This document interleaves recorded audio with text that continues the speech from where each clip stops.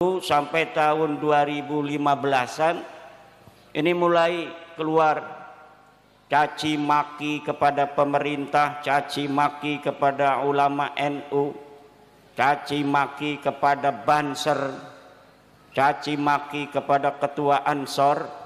Kemudian saya di dalam hati ragu, tetapi keturunan Nabi yang ngaku-ngaku selalu di depan orang ngaku-ngaku turun Nabi ini kebanyakan kok nggak bisa ngaji, akhlaknya sombong-sombong, suka caci maki.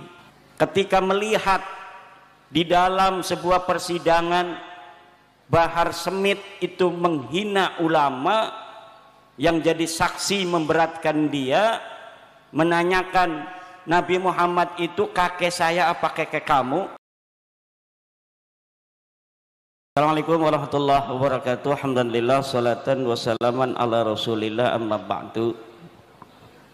Bahwa di Indonesia sejak tahun 1832 ada orang-orang dari Yaman datang, marga As-Segaf Al-Habsyi Al-Idrus bin Syihab bin Yahya bin Smith, itu seperti leluhurnya Habib Rizik, Habib Bahar, Habib Topik Segaf, Habib Lutfi bin Yahya.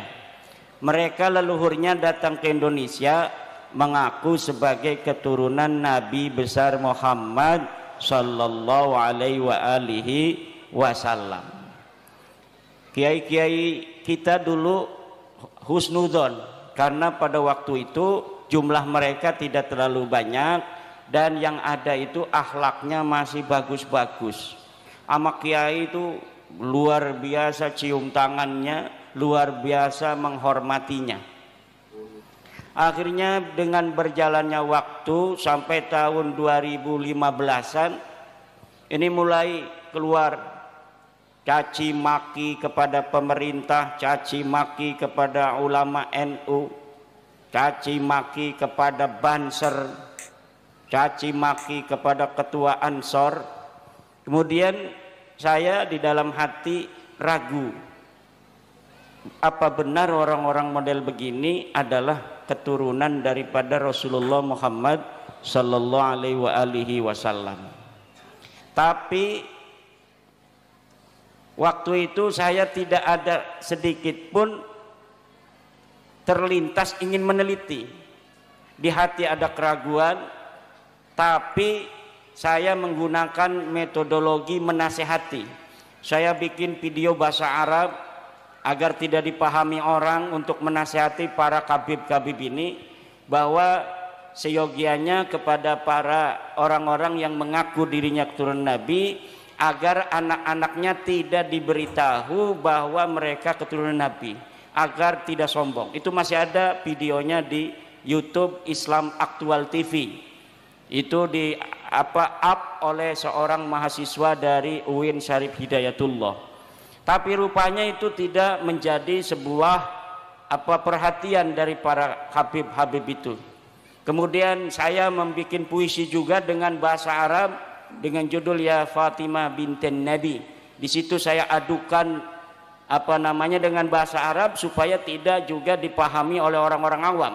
Nasihat niatnya kepada para habaib itu agar mereka kemudian ada orang yang menasihati dengan bahasa Arab ini. Dan saya masih yakin mereka waktu itu keturunan Nabi.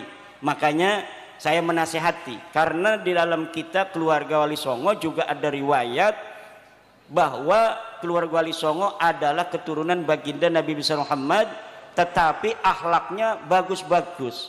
Akhlaknya para Wali Songo itu bagus-bagus, akhlaknya sopan-sopan, tawadu, pinter-pinter.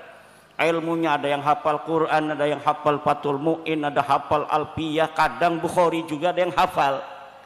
Di Banten itu ada yang hafal kitab Bukhari dan Fathul Mu'in. Makanya kata saya, kenapa kok ini keturunan Nabi yang satu pinter-pinter, tawadu, akhlaknya bagus-bagus, tetapi keturunan Nabi yang ngaku-ngaku selalu di depan orang ngaku-ngaku turun Nabi ini kebanyakan kok nggak bisa ngaji, akhlaknya sombong-sombong, suka caci maki. Akhirnya pada tahun 2022 saya mulai membaca kitab-kitab nasab. Ketika melihat di dalam sebuah persidangan Bahar Smith itu menghina ulama, yang jadi saksi memberatkan dia, menanyakan Nabi Muhammad itu kakek saya apa kakek kamu, itu saya mulai mengkristal, ingin meneliti benar enggak sih orang-orang ini turunan Nabi. Akhirnya saya kumpulkan, saya gunakan metodologi ilmu sejarah dalam meneliti sebuah peristiwa sejarah, yaitu menggunakan teori heuristik, kemudian kritisasi sumber, kemudian interpretasi dan historiografi. Dari heuristik itu saya kumpulkan kitab-kitab yang bicara tentang nasab-nasab keturunan Nabi Muhammad SAW dari mulai abad ke-4, ke-5, ke-6, ke-7, ke-8, ke-9 sampai abad ke-14 Syamsul Zahirah. Kemudian saya urutkan susunan Ba'lawi ini, yang saya jadikan sampel adalah silsilahnya Rizik Syihab dan Bahar Smith. Kemudian yang satu ini kurang bagus, ini yang saya urut seret. Kemudian kita cari tahunnya masing-masing wafatnya. Kemudian kita selaraskan dengan kitab-kitab yang ada pada masanya masing-masing. Karena kitab-kitab nasab keturunan Nabi itu sudah ada. Setiap abad itu ada kitabnya. Sesuai tidak ke pengakuan mereka yang katanya mereka itu adalah keturunan dari Alwi bin Ubaid bin Ahmad bin Isa bin Muhammad An-Naqib bin Ja'far Ali Al-Uraidi bin Ja'far Shadiq bin Ali Muhammad Al-Baqir bin Ali Zainal Abidin bin Husain bin Fatimah bin Nabi Muhammad sallallahu alaihi wasallam. Itu saya urutkan. Ternyata dari Nabi Muhammad ke bawah punya anak Fatimah, sahih. Fatimah punya anak Husain, sahih. Husain punya anak Ali Zainal Abidin, sahih. Ali Zainal Abidin punya anak Muhammad Al-Baqir, sahih. Punya anak namanya Ja'far Shadiq, sahih. Ja'far Shadiq punya anak Ali Al-Uraidi, sahih. Ali Uraidi punya anak namanya Muhammad An-Naqib, sahih. Muhammad An-Naqib punya anak namanya Isa, sahih. Isa punya anak Ahmad, sahih. Ahmad punya anak Ubaid. Ini mentok. Ahmad bin Isa itu wafatnya 345. Berarti kita cari kitab yang ada di abad keempat. Ada kitab Sirri Silsilatil Alawiyah. Di abad keempat, Alawi bin Ubaid ini wafatnya 383, punya anak namanya Alwi, wafatnya 400 Hijriah. Saya cari kitab-kitab yang ada di abad kelima, yaitu saya temukan 3 kitab. Pertama adalah Tahdzibul Ansab karya Al-Ubaidili, yang kedua Al-Majdi karya Al-Umari, ketiga adalah Muntaqilatut Talibiyah karya Ibnu Tobatoba. 3 kitab ini tidak mencatat leluhur para kabib-kabib di Indonesia. Ini yang bernama Ubaid sebagai keturunan Nabi Muhammad, tidak dicatat. Tidak ada kitab-kitab di abad kelima yang mencatat Ubaid sebagai anaknya Ahmad bin Isa. Ahmad bin Isa ini sahih sebagai keturunan Nabi berdasarkan kitab-kitab nasab yang ada pada saat itu, tetapi tidak mengatakan dia punya anak bernama Ubaid atau Ubaidillah atau Abdullah. Akhirnya di dalam kitab abad ke-6 saya cari, mungkin saja di abad ke-6 masih ada yang masih dekat, hanya berjarak 100 tahun. Tapi di kitab abad ke-6 disebutkan namanya kitab As-Syajarah Al-Mubarakah karangan Imam Al-Fakhrur Razi, orang Roy di Iran. Sedangkan Ahmad bin Isa ini anak-anaknya ada di Roy Iran. Imam Fakhrur Razi yang hidup di Iran di Roy itu bertetangga dengan anaknya Ahmad bin Isa, dari jalur Muhammad bin Ahmad bin Isa.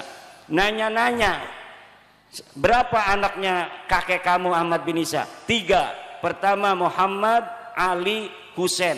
Tidak ada anak bernama Ubaidillah, tidak punya cucu namanya Alwi. Abad ke-6 rungkad, laka sing nyatet dheweke turun Nabi. Abad ke-7 ditemukan kitab Al-Fahri. Apakah betul itu keluarga Kabib itu ditulis di abad ke-7 yang namanya Alwi? Ali punya anak namanya Muhammad, Muhammad punya anak namanya Alwi lagi. Kan mereka ada di abad ke-6. Apakah ditulis sebagai turun Nabi? Tidak. Abad ke-6 kitab Al-Fahri, kitab As-Sajalah Mubarakah. Kemudian abad ke-7 kitab Al-Fahri, abad ke-8 kitab Al-Asili. Tidak ada satupun yang mencatat keluarga Kabib ini, keturunannya ke atas, leluhurnya itu sebagai keturunan Nabi. Teu aya alias ora ono. Abad ke-7 ke-8 rungkan. Abad 9 Ibnu Inabah mengarang kitab Umdatut Talib Al-Kubra. Di dalam kitab itu mencatat nama Ahmad bin Isa dan anaknya. Tidak ada nama Ubaid dicatat sebagai anak Ahmad. Tidak ada Ubaid, Alwi, Muhammad, Suhaib Mirbat, Paqi Muqaddam dicatat pada abad ke-9 sebagai keturunan baginda Nabi. 550 tahun sejak wafatnya Ahmad bin Isa 345 sampai kemudian keluarga Ba'lawi ini, leluhurnya Rizik Syihab mencatat di dalam kitabnya sendiri namanya Al-Burqatul Musyiqah 895 Hijriah bahwa dia keturunan Nabi dari jalur Ahmad bin Isa yang wafat 345 itu. Jadi ada kekosongan riwayat, kekosongan dalil selama 550 tahun. Tidak dicatat, tidak dikenal Ubaid ini sebagai anaknya Ahmad bin Isa 550 tahun. Setelah 550 tahun baru mereka mencatat nama diri mereka sebagai keturunan Nabi. Kiai Dawam sekarang ini nyatet anak saya 3 ceret tahun 2024. Kemudian anaknya Ki Dawam mencatat, dia anaknya Ki Dawam punya anak 3, nyatet lagi. Terus cucu-cucunya Ki Dawam sampai 550 tahun anaknya cuma 3. Dadan, Didin, Dudun. 3 misalnya anaknya. Dicatat terus sampai 550 tahun bahwa Kiai Dawam anaknya 3, Dadan, Didin, Dudun. Pas 550 tahun yang akan datang, tahun 2524 ada orang yang nyangkol bahwa Kiai Dawam punya anaknya 4, Dadan, Didin, Dudun tambah 1 Dodon. Lah iki kira-kira adanya Dodon yang diaku oleh anaknya Dodon, keturunannya si Dodon yang ada 500 tahun lagi, bahwa saya juga keturunan dari Kiai Dawam. Dulunya Kiai Dawam ini adalah ketua PCNU Kabupaten Kebumen. Pengen punya keturunan leluhur yang ketua PCNU. Dia nyangkol sama namanya Kiai Dawam yang katanya punya anaknya 4. Padahal di kitab-kitab lainnya keturunan Kiai Dawam nulisnya selama 550 tahun setiap generasi anak butuh buyut jangka wareng kerepek balung udah gantung siwur, itu semuanya nyatet anaknya Ki Dawam cuma 3, Dadan, Didin, Dodon. Tidak ada anaknya bernama Dadan, Didin, Dudun, tidak ada anaknya bernama Dodon. Maka adanya Dodon ini palsu apa asli? Asli apa palsu? Kalau tidak ada nama Ubaid disebutkan sebagai anaknya Ahmad selama 550 tahun, leluhur Habib ini namanya Ubaidillah, punya anak namanya Alwi. Nah, maka disebut Ba'alawi karena anaknya Alwi bin Ubed. Ubed ini katanya anaknya Ahmad bin Isa, sementara kitab nasab mengatakan anaknya Ahmad bin Isa cuma 3, Muhammad Ali Husain tidak ada anaknya namanya Ubed. Lalu 550 tahun muncul nama Ubed. Kira-kira menurut ibu otaknya waras, iki anak palsu apa anak asli? Asli apa palsu? Ya mekonon beres kuis. Berarti kemudian keturunannya mengaku-ngaku keturunan Ahmad bin Isa, diterima apa ditolak? Tolak apa terima? Karena Ahmad bin Isanya ini adalah keturunan Nabi, ketika dia tidak terverifikasi sebagai keturunan Ahmad bin Isa, berarti dia tidak terverifikasi sebagai keturunan baginda Nabi besar Muhammad sallallahu alaihi wasallam. Maka disimpulkan oleh saya bahwa kabib-kabib yang ada di Indonesia ini semuanya, baik bin Syihab, Ba'lawi bin Al-Idrus, bin Yahya, bin Semit, As-Segaf, semuanya bukan keturunan baginda Nabi besar Muhammad sallallahu alaihi wasallam.